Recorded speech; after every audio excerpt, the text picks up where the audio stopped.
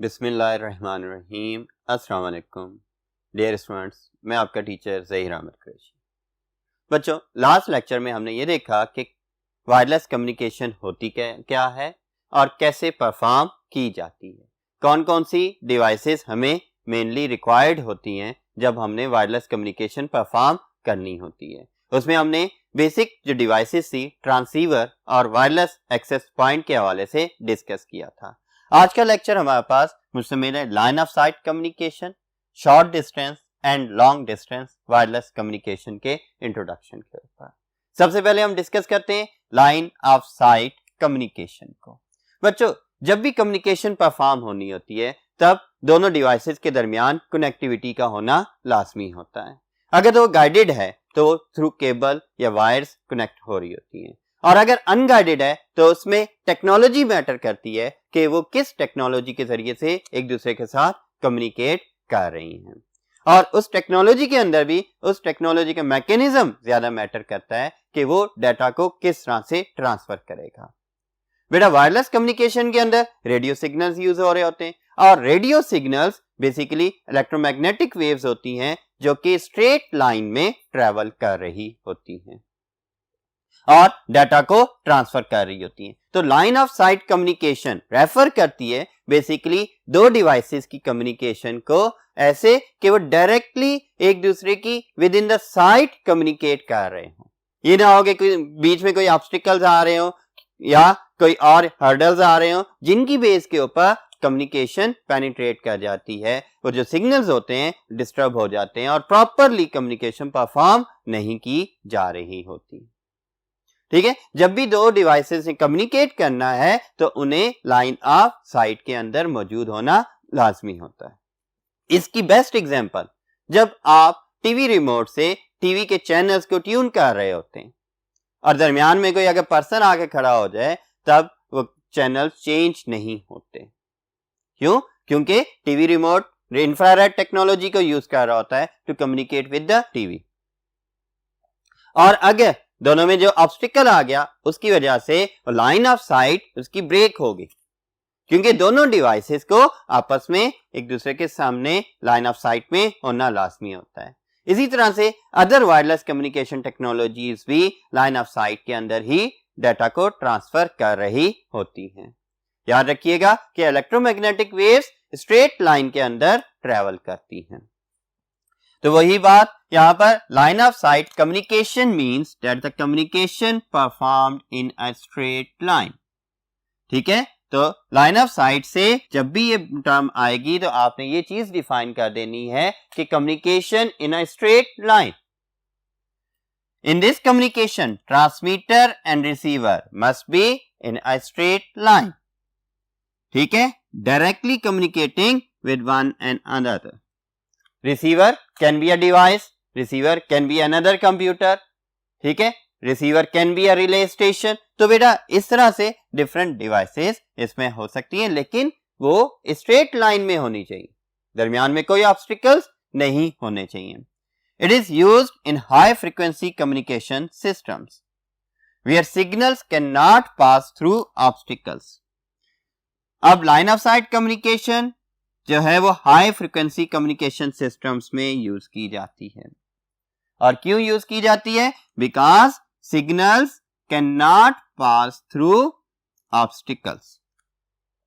ठीक है, high frequency radio waves use हो रही होती हैं जो कि स्ट्रेट लाइन में मूव करती हैं, अपने डाटा को ट्रांसफर स्ट्रेट लाइन में कर रही होती हैं और वो ऑब्स्टिकल्स में से पास नहीं हो सकती। इसी वजह से कौन से ऑब्स्टिकल्स आ जाते हैं? बिल्डिंग्स, ट्रीज, माउंटेन्स एटसेट्रा, इनमें से सिग्नल्स पास आउट नहीं हो सकते। और अगर आप देखें, आप विद इन द बिल्डिंग है तो वायरलेस कम्युनिकेशन सिग्नल्स वीक होते जा रहे होते हैं। जितना आप इनसाइड द बिल्डिंग जाते जाएंगे या बेसमेंट में चले जाते हैं, ज्यादा ऑब्स्टिकल्स आ गए, ज्यादा वॉल्स हैं, एयर फ्लो कम हो गया, तब आपकी वायरलेस कम्युनिकेशन सिग्नल्स कम हो जाते हैं। वो भी इसी वजह से कि उसे डायरेक्ट कनेक्शंस या डायरेक्ट लाइन ऑफ साइट नहीं मिल रही होती, जिस वजह से उसके सिग्नल्स बहुत ही ज्यादा वीकर हो जाते हैं। To transmit radio signals over long distance, radio signals को लॉन्ग डिस्टेंस के ऊपर ट्रांसफर करने के लिए रिले ऑफ ट्रांसमीटर्स और बूस्टर्स, बहुत सारे टावर लगा दिए जाते हैं, सीरीज ऑफ टावर्स लगा दी जाती हैं, जैसा कि आपने पिछले चैप्टर में माइक्रोवेव के टॉपिक के अंदर पढ़ा था। माइक्रोवेव ट्रांसमिशन भी कैसे हो रही होती है? By the relay of transmitters और बूस्टर्स हो रही होती है, ठीक है, जिसके अंदर दोनों बूस्टर्स लाइन ऑफ साइट में होते हैं। माइक्रोवेव्स भी रेडियो वेव्स हैं और वो भी किस में होती हैं? लाइन ऑफ साइट में ही होती हैं। तो बेटा, to transmit radio signals over longer distances, relay of transmitters और boosters are installed. Relay of transmitters या बूस्टर्स, जिन्हें हम टावर्स कहते हैं, बहुत सारे टावर्स देखते हैं। फॉर एग्जांपल, अगर आप मोबाइल कम्युनिकेशन की बात कर रहे हैं, जो मोबाइल बूस्टर्स हैं वो क्यों बिल्डिंग्स के ऊपर लगाए गए होते हैं? कहीं सफर कर रहे हो तो पहाड़ के ऊपर क्यों लगे होते हैं? वो इसी वजह से लगे होते हैं कि वो line of sight communication perform कर रहे होते हैं। दो टावर्स आपस में डायरेक्ट कम्युनिकेट कर रहे होते हैं, डाटा को सेंड या रिसीव कर रहे होते हैं, उनके दरमियान में कोई ऑब्स्टिकल्स नहीं आ रहे होते। टीवी ट्रांसमिशन देख लें, रेडियो ट्रांसमिशन ये भी देख लें, तो इनमें भी अगर हम देखें तो इनके बूस्टर्स जो लगे होते हैं वो माउंटेन्स की टॉप्स के ऊपर लगे होते हैं, पीक के ऊपर लगे होते हैं। क्यों? इस वजह से कि वो डायरेक्ट कम्युनिकेट कर सके विद अनदर बूस्टर, और वो बूस्टर्स फिर हमारी डिवाइसेस को कैसे डाटा ट्रांसफर कर रहे होते हैं? हम उन्हें एंटीना के जरिए से एक्सेस कर रहे होते हैं। एंटीना की डायरेक्शन उस बूस्टर की तरफ जितनी एक्यूरेट होगी, उतनी ही ज्यादा क्वालिटी रिजल्ट्स या क्वालिटी सिग्नल्स हमें रिसीव होते जा रहे होते हैं। वो भी क्यों? वो भी एंटीना बेसिकली बूस्टर्स के साथ line of site transmission perform कर रहे होते हैं। डिश एंटीना को देख लें, सैटेलाइट के साथ line of sight communication perform कर रहा है, ठीक है। माइक्रोवेव एंटीनाज आते हैं, वो भी क्या कर रहे होते हैं? अपने बूस्टर की डायरेक्शन में जैसे ही उसे मूव करते जाएंगे तो उतने ही ज्यादा करेक्ट रिजल्ट्स प्रोड्यूस हो जाएंगे। तो बेटा, to transmit radio signals over long distances, relay of transmitters और boosters are installed on high buildings, ऊंची बिल्डिंग्स के ऊपर, या हाई टावर्स, बहुत बड़े लंबे लंबे आपको टावर नजर आएंगे। रेडियो ट्रांसमीटर्स के टावर्स आप देख लें, इसी तरह टीवी बूस्टर्स देख लें, वो हाई टावर्स होते हैं। और माउंटेन टॉप्स, लाइक आप मरी से ऊपर चले जाएं तो वहां भी आपको क्या मिल रहे होते हैं? बूस्टर्स लगे नजर आएंगे। क्यों उतनी टॉप के ऊपर लगे हुए? ताकि उतनी ही ज्यादा refined and high quality signals को प्रोड्यूस किया जा सके और रीट्रांसमिट भी किया जा सके। अब बूस्टर्स का काम क्या होता है?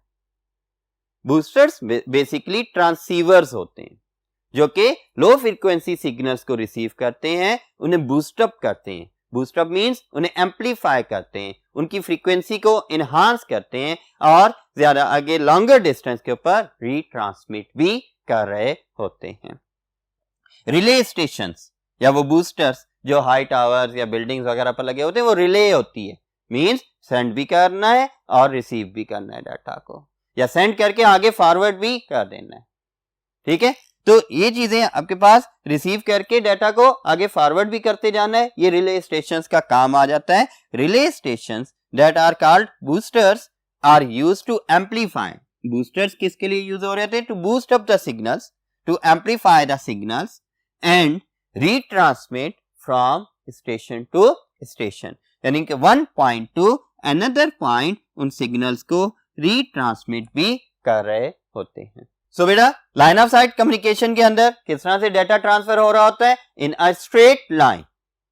और जितनी भी वायरलेस कम्युनिकेशन हो रही है वो मैक्सिमम स्ट्रेट लाइन के अंदर कम्युनिकेशन परफॉर्म हो रही होती है। अगर हमारी डिवाइस किसी बिल्डिंग के अंदर है तो फिर इसका ये मतलब नहीं कि कम्युनिकेशन स्ट्रेट लाइन में नहीं है। बेसिकली जो अदर डिवाइसेस हैं जिनके जरिए से हमारी कंप्यूटिंग डिवाइसेस कनेक्ट हो रही हैं विद वायरलेस नेटवर्क, वो डायरेक्टली स्ट्रेट लाइन के अंदर एक दूसरे की लाइन ऑफ साइट के अंदर कम्युनिकेशन परफॉर्म कर रही होती हैं। ठीक है बेटा, तो ये था आपके पास लाइन ऑफ साइट कम्युनिकेशन का टॉपिक। चलते हैं नेक्स्ट बोर्ड पर और मजीद टॉपिक्स को डिस्कस करते हैं। ओके बच्चों, हमने ट्रांसीवर के बारे में भी डिस्कस कर लिया, ट्रांसीवर के अलावा वायरलेस एक्सेस पॉइंट को भी डिस्कस कर लिया, और उसके अलावा कम्युनिकेशन किस तरह परफॉर्म होती है वायरलेस कम्युनिकेशन टेक्नोलॉजीज में, वो भी देख ली कि लाइन ऑफ साइट में कम्युनिकेशन परफॉर्म हो रही होती है। अब हम वायरलेस कम्युनिकेशन की 2 टाइप्स को डिस्कस करेंगे कि वो क्या हैं और कौन कौन सी टेक्नोलॉजीज किस कैटेगरी या टाइप में लाई करती हैं। इसके लिए हमारे पास टॉपिक है short distance and long distance wireless communication का। रिमेनिंग चैप्टर के अंदर हम इन्हीं टेक्नोलॉजीज को डिस्कस करेंगे जो कि long distance and short distance से रिलेटेड होंगी। नाम से भी आपको पता लग रहा है एक शॉर्ट डिस्टेंस से रिलेटेड वायरलेस कम्युनिकेशन है और एक लॉन्ग डिस्टेंस मींस जिसके जरिए हम ज्यादा डिस्टेंस के ऊपर कम्युनिकेशन परफॉर्म कर सकें, लॉन्ग डिस्टेंस कहलाएगा। तो बेटा इसके अंदर हम ये देखते हैं कि wireless communication technologies are categorised into following 2 parts. किसकी बेस पर? Based on the region they cover.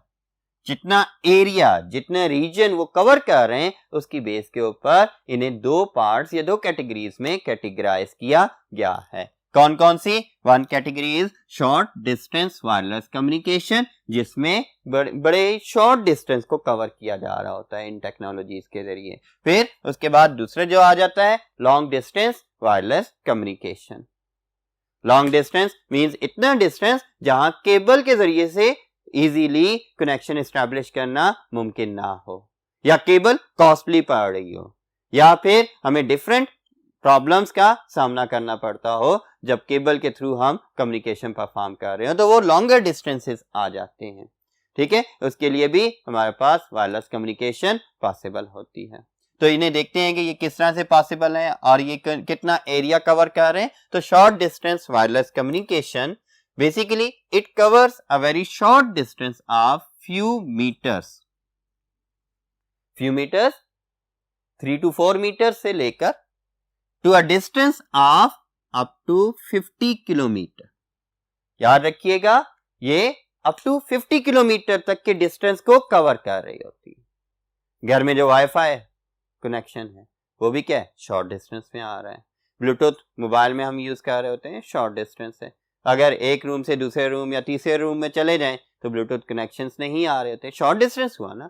फिर इसी तरह इंफ्रारेड टेक्नोलॉजी जो कि रिमोट्स वगैरह में यूज होती है, उसके जरिए से भी हम कितने डिस्टेंस तक किसी डिवाइस को कंट्रोल कर सकते हैं। वेरी शॉर्ट डिस्टेंस तक तो कंट्रोल कर सकते हैं, बहुत लॉन्गर डिस्टेंस पर कंट्रोल नहीं किया जा सकता। ठीक है, इसी तरह से एक और टेक्नोलॉजी आ जाएगी वाईमैक्स। आप एक सिटी के अंदर हैं, एक सिटी के अंदर मेन कनेक्शन है और वो कनेक्शन हर तरफ एक्सेस है। इसकी एग्जांपल्स में पब्लिक नेटवर्क्स आ जाते हैं, जो कि पार्क्स वगैरह के अंदर आपको पब्लिक नेटवर्क, फ्री नेटवर्क मिल रहा है, वो किसके थ्रू मिल रहा होता है? वाईमैक्स के थ्रू। लेकिन वो भी एक खास एरिया के अंदर ही है, किलोमीटर, 2 किलोमीटर, 5 किलोमीटर, 10 किलोमीटर तक, उससे ज्यादा नहीं उसकी रेंज होती। तो वो क्या आ जाते हैं? वो भी शॉर्ट डिस्टेंस में ही आ रहे होते हैं। याद रखें, ऐसी टेक्नोलॉजीज जो वायरलेस कम्युनिकेशन को परफॉर्म कर रही होती हैं अप टू 50 किलोमीटर क्या हैं? वो हमारे पास शॉर्ट डिस्टेंस कम्युनिकेशन में लाई करती हैं। Short distance wireless communication technologies are used in WLAN, wireless local area network, और direct connection with the devices.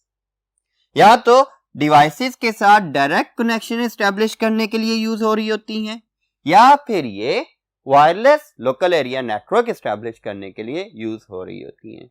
Local area network एक खास डिस्टेंस के अंदर तक एक नेटवर्क जो बनाया जाता है उसे कहते हैं।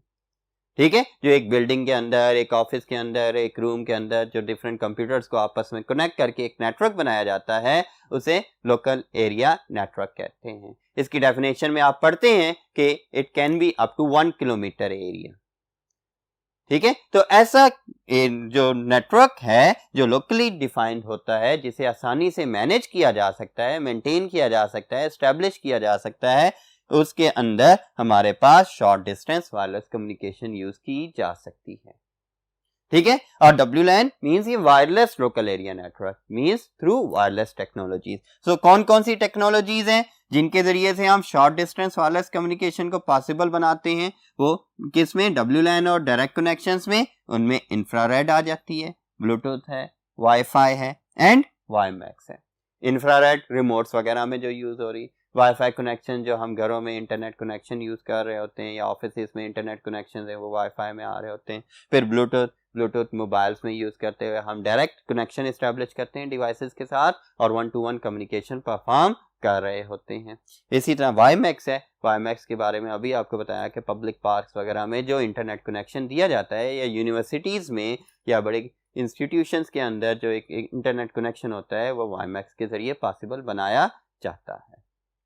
ठीक है बेटा, ये था शॉर्ट डिस्टेंस जिसके अंदर 50 किलोमीटर तक के एरिया को कवर किया जाता है। अब हम देखते हैं नेक्स्ट बोर्ड पर लॉन्ग डिस्टेंस वायरलेस कम्युनिकेशन के हवाले से कौन से पॉइंट्स हैं। जी, short distance wireless communication discuss हो गया। अब हम लॉन्ग डिस्टेंस वायरलेस कम्युनिकेशन को डिस्कस करते हैं। ये क्या है? It covers the distance of above 50 kilometre area, यानी 50 किलोमीटर एरिया से ज्यादा को कवर करता है।